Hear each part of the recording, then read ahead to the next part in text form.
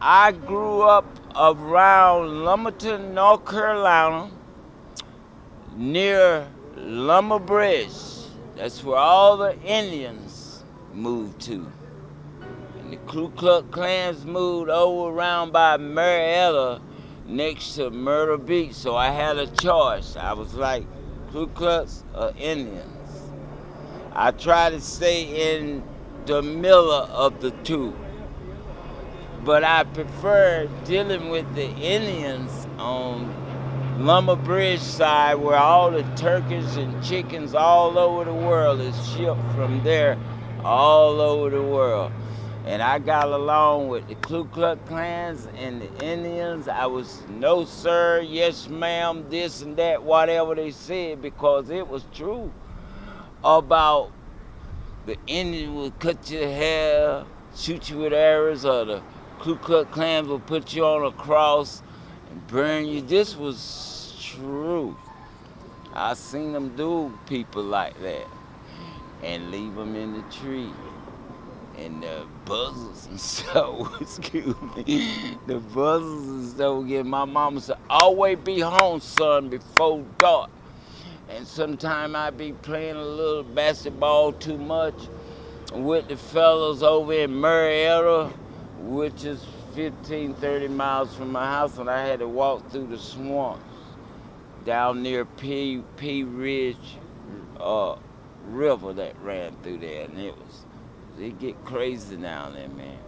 When my mom and daddy broke up, I became the man of the house. Dennis and Ronnie and me, we had to feed our sisters and my mama, but they always had us food out the garden ready to eat. That's all we ever ate was garden food. As far as eating real meat, you had to learn how to eat rabbits and squirrels and learn to love it. Gravy them down, onion down on some white rice, and we had it. We didn't have no money. All I made a day back home in Lumberton started from 50 cents, 75 cents, it went to $1.50, then it went to $2 a day from 7 to 7. I used to get out there in that cotton field, boy, that white man said, come on, let's get it. Cotton be so cold, man. And like, they was probably 6 or 5 of us working there for 75 cents a day. When my mama got 75 cents for 5 of us working a day, that was good money. You could buy a bag of flour and cornmeal for about 15 or 20 cents down my home. And there was 9 children in there and a mama and the dogs and the cat. We had like 1 glass to drink out of, 1, 2 spoons to eat out of. If you didn't get home and get that glass of that 1 spoon, we were poor down there, man. The reason my English and spelling and stuff like that, because I never went to school that much. My mama would tell me, all right, John, get up. Y'all got John's clothes, school clothes ready? Because when I went to school, all I had to do was sign in or check in, and my mom and the white man was out in the truck, I call them like that. My teacher beat me in school, and I hated for her to have done that, and all them girls that be hollering at me saw that. Boy, I felt so bad. And I was working at 2 or 3 restaurants. I never dreamed that when I got up there, I didn't have no job. And I asked the guy, I said, you know, out of all the jobs I had, how in the world can I keep my check, excuse me, in my hand, in my pocket, without paying a bill? He said, go homeless. I said, what's that? He said, go homeless, live in the street, eat out the garbage cans. Find your clothes, find your everything you need out in the street if you're in the right area. And I I've been homeless for about 35 years now. So I started picking up cans. And I've been in the street. I sleep on the sidewalk just like this right here.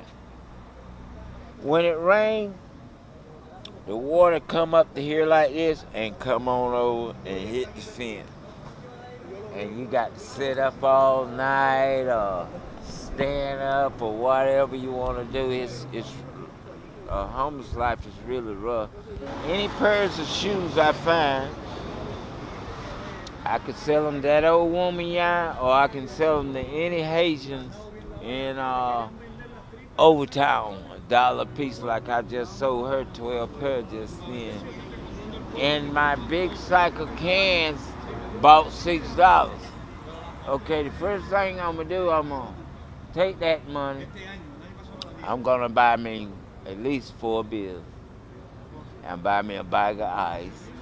And I don't need no food. Like right now, I can go over here and sit down and eat many dinners I want and carry some home. Now, sometimes if I get with the wrong people, I pitch in and we buy a little marijuana. But to me, this money just gets me by. See, I'm used to big time money. Big time money. I don't sell no drugs. I don't go get nobody no drugs. The man upstairs told me to slow down. To leave the women alone and the drugs alone. And everybody say, "How you, boy, you look good for your ass. What do you do?" I said, I quit a couple things. Women and cocaine. I tell them just like that. I'm good at doing without that. Now, I ain't gonna lie to you. I smoke a little weed. Police has stopped me a few times with a nickel bag on me. Don't worry about that. We ain't carry you to jail, but don't be smoking in public. That's what they always tell me. And that, you gotta get rid of that bastard. So, I can carry you to jail for that bastard. And that's the only big threat I got about up a lot of food. People give me a lot of food. And I would put it behind the fence like my sodas and hide some over there in the woods where they go. Man, them some trashy people, boy. They find out where your stuff is, they gonna take it. What they don't take, the city gonna take. I think every day I do this. I don't have no girls hanging around me, no guys hanging around me, no drugs hanging around me. I ain't got no life out here. It was all right when I first went homeless. But when winter time come like this here, you wish you'd been back home with your mom and dad if you live. Lumberton, North Carolina is not my home no more. When I leave this time, I ain't come back. And I ain't been back in 35, 40 years.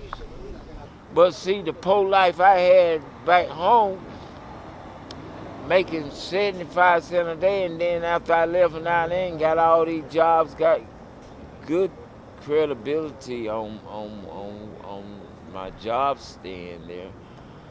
And people said, "Man, don't you know you could be drawing your Social Security and get off in these streets?" But once I do that, I'm not going to push the cart no more. I'm going to take my Social Security money and give it to the people that's going to rent me the house, get y'all's first and send mine in the mail. Never coming back pro life no more.